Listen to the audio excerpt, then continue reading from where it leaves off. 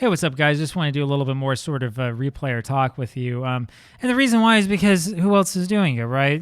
This gives us an opportunity to sort of talk and chat about some things that are mostly interesting to the people who are in the baseball replay scene. Now, I don't know so much about necessarily other games, but I'll tell you that I know a bit about the history of APBA baseball on computer.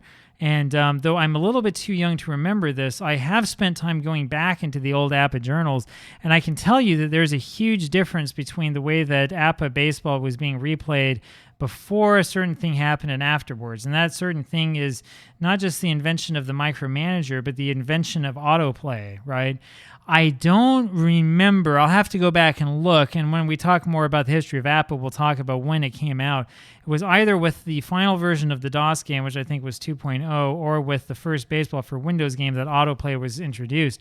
Now, you know what this is because every game has it, right? It has that feature that allows you to let the computer control the other teams and play part of the season. And then you, if you want, can choose only one team. Or you could choose any team you wanted, or you could just go through and say, I only want to play this game and that game and this game and that game, right? Now, I bring this up because the APBA Journal previously had been sort of the place for APBA fans, and I mean real hardcore fans, to share the replays and the projects that they did, projects that would last months, some that would last years, some that would last a decade or more, you know, where you're replaying the same season and you're going through each game. The thing that would make it last forever is you have to do the stats, and people would look at all the sheets and just give up, right? I know what that feels like. I've been there, right? So that's something that, autoplay was able to at least help alleviate, because if you have autoplay, then you can play through, however many games you want. You don't have to do it all yourself. And of course, the computer can keep track of the stats. Though originally the APBA computer game couldn't, and then they created StatMaster. Long story. In the end, it could keep track of the stats. But there was a problem, right? Because instead of a replay being like a big thing, a monumental undertaking, an event that you'll always remember, a replay turned into something that was really quick. And like you could do a replay in 30 days and play a couple of games, or you could do it in a couple hours and not play any games and just look and see what happened, right? Now that has brought along what I think is a huge divide in the world of replays between two different types of people, right? So over here on the one side, you've got like the scientific type thinkers about replay, right? Scientific, right? These are the people we used to see all the time on the Diamond Mine message boards, but they've kind of gone away. They still show up now and then in other places. These are the people who are like, oh, you only replayed the season once, right? That's not really what counts. That's not going to tell you about whether the game is biased or not, or whether it's realistic or not. You really need to do at least 10 replays. Ideally, you should do a sample of like 100 replays and then take a look at everything, every single stat you can then sort of put out on like a spectrum. You can look at it on the curve and so on and so forth, right? I think I've mentioned this before, right? There was one guy I was reading about who was talking about redoing, I think it was like the 1998 American League, and said, yeah, the Yankees won like almost all the times when he did it 100 times, but there was like one time when Tampa Bay won. And I thought, well, geez, you should have written about that replay. That would have been really interesting, if Tampa Bay won, whether it's realistic or not. You missed out on a great story, right? And that's sort of the point of view from like the other side, which is kind of where I side, where we're talking, instead of thinking of a replay as being some scientific experiment, we're saying, look, I understand that this game has flaws. I know that it's not perfect. I know that there are problems with this and that. The computer manager takes the pitcher out too often, right? Or, they make a dumb decision. They don't bunt. You should have bunted. What's wrong with you, But it's okay. I want to have a story develop. I want to think like I'm part of the season. I'm there, Let me get really deep and down and dirty into the season, right? I want to really experience the season as much as I can, as opposed to this like, oh, this is, the season is whatever it is, and we don't care. We just treat the season like it's a bunch of numbers, and, we're just going to kind of throw it around. And, if we don't get the result that we want, then we'll play it like 10 times or 50 times or something. And then we'll have a scientific reason to say that team X is better than team Y because we played it out so many times, right? It's a total different like mindset and point of view. And this really came up, I believe, with the advent of autoplay, because before then, this other point of view that says, hey, we're going to do a replay 100 times just simply didn't exist. Maybe you had a couple of people replay the same season and then you could get out the stats and compare them.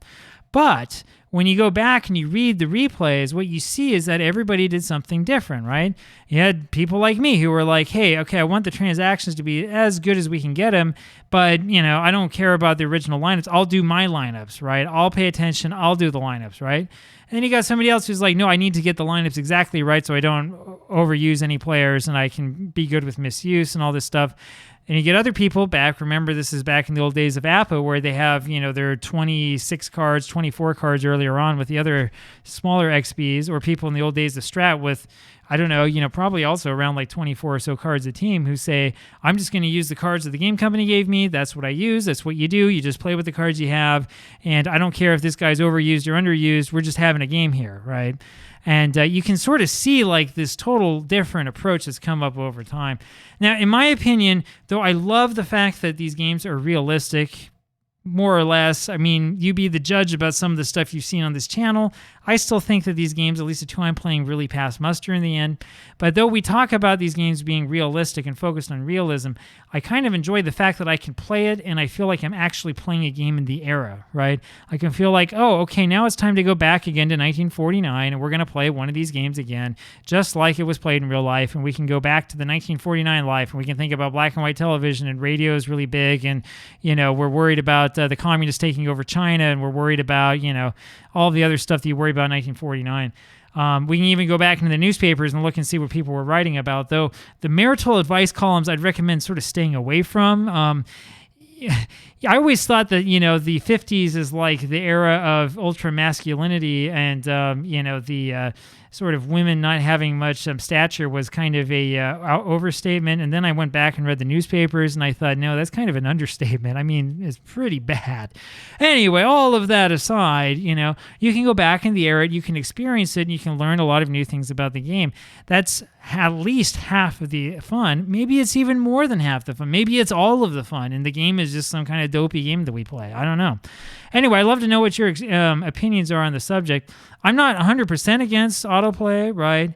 And I have a feeling in the future as we do a mix of shorter projects and longer projects, you're going to see me end up using it from time to time, saying, okay, whatever, you play this. I don't have all the time in the world. But having said that, it's not really a replay, right? I used to hate this when I was in high school or when I was in college. I played with a Diamond Mine, and I would choose the one team, autoplay the other ones, and look back and be like, whoa, there was a no-hitter there, or wow, this pitcher struck out 18. And I'm like, wow, this is cool. I should write about it. I'm thinking, yeah, but I don't know what happened because I wasn't there because I was autoplaying, right?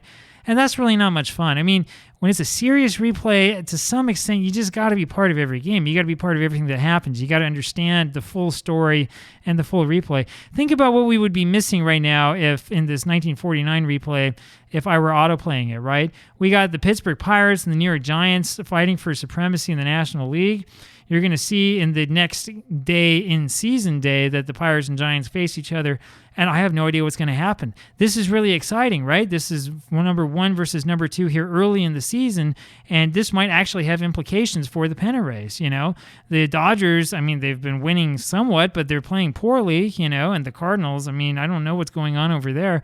You miss all of this if you do autoplay, right? You just know that for a brief period of time, there was this blip where things were kind of weird, and then it went back to normal, But you miss all the fun, right? It's a lot more fun when we go slow. It's a lot more fun when we say no to autoplay. Anyway, the theme here is not autoplay is bad, get away from it or whatever, but it does take some of the magic out. It takes some of the fun out. And sometimes it really is worth it to kind of take that time, slow it down a little bit, and go through the process of actually painstakingly playing out the games. It takes time, yeah, but I think it's more fun that way. Anyway, let me know what you think down below. Love to hear what you think, and talk to you later. Bye.